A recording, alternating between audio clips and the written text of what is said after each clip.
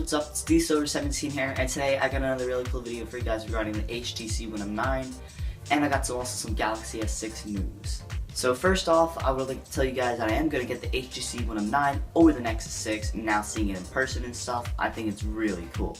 So I'm going to pick up around April 10th, the day it comes out, and same thing with the Galaxy S6. I'm also going to be picking up that too, and trying out that and seeing how that works out.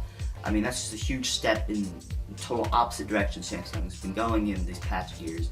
I think it's a really cool thing that almost everyone who's into smartphones should kind of check out. So there have been some reports now, even though the HTC One M9 isn't out yet, there have been some reports that it's been overheating a little. Now personally, I'm not really too worried about this as they just released a new update that improved the camera and improved their cooling, how they cool the HTC One M9. So am I worried about that? Not really. So if you guys didn't already know, the HTC One M9 runs a Snapdragon 810 processor and it has 3 GB of RAM. Now honestly, that's insane specs, and I really think it's going to push the limits of what we can do today with smartphones. Well, the Galaxy S6 has Samsung's own custom Exynos chip running at, that also has 3 GB of RAM. But here's the thing, Samsung had the opportunity to optimize their chip for their software, because Samsung's the provider of the chip.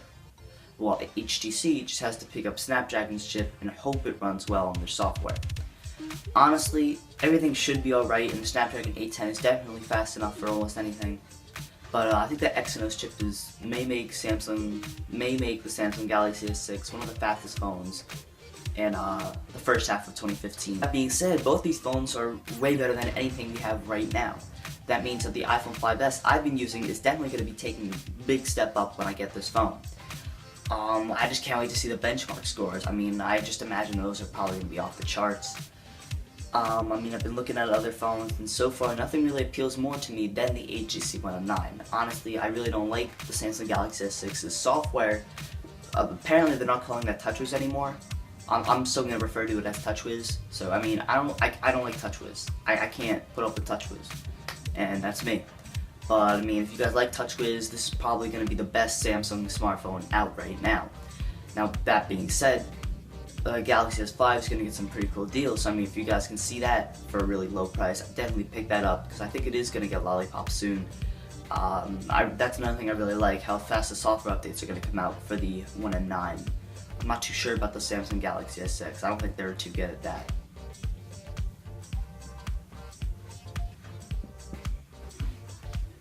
So also, the smartwatch space is getting really competitive. Now Apple has just kind of announced their new smartwatch, the Apple Watch.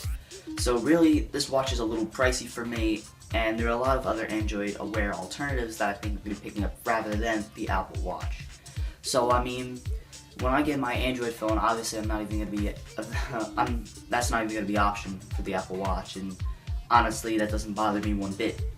Personally, I think the Android wear watches have been doing it longer. I think they're pretty much solid watches right now. I think you should probably pick one up if you have an Android Wear device.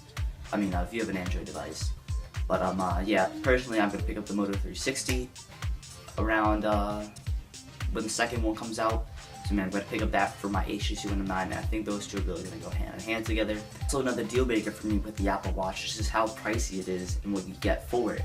So right now, the Apple Watch is a little hard to navigate, it seems. I mean, I've never tried one in person. I guess that'll just have to come when I just try it. But I mean, it just kind of seems, everything's just too small. On a watch, you really shouldn't make an interface that looks like it should be on a smartphone. So right now, you'd actually have this little dial on the side that you spin in or out, and that's just kind of how you get places. And I don't know, I just don't really like that. Obviously, it does have a touchscreen, but I mean, in their demos, all they did was draw pictures and send it to other smartwatches. I mean, and all the news regarding the new MacBooks, I don't know about them. So the new MacBook category that Apple just released is just called the new MacBook. So the new MacBook only has one type USB-C port or something like that. I think I said that wrong.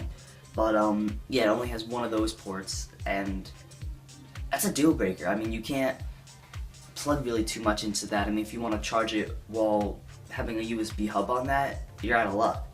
It actually runs mobile processors, while the Air and the MacBook Pro both run full laptop processors.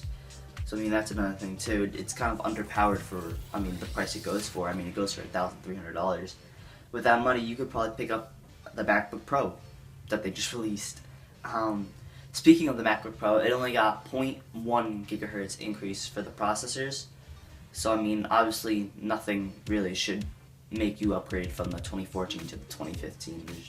For me there's not even a chance. You're gonna get the same performance. The only thing new is the Force Touch trackpad, but again, I mean, you shouldn't upgrade a $1,300 computer for just a trackpad. That's just not how it works. But with the new MacBook being released, where does MacBook Air stand? You know, I mean, MacBook Air is supposed to be the lightest, thinnest, most portable MacBook that Apple's going to be selling. But now with this coming out, it's kind of like, is this going to put the MacBook Air out of business? I mean, the MacBook Air is a pretty, relatively, for Apple, it's the lowest costing MacBook that you can buy to get into the MacBook ecosystem. It's a pretty cool buy, I think, and actually I was thinking about getting it for video editing, but I got a MacBook Pro instead. Another thing too is that the MacBook Air is far more powerful than the new MacBook, which I just don't get. The MacBook Air beats it in every way, to be honest, except for screen resolution and thinness and lightness. I mean, if you were to take the 11-inch MacBook Air and compare it to the 12.5-inch, I think it is, I'm not sure, the new MacBook, I think the MacBook Air would probably win in portability, but I mean, that thing is really, really thin.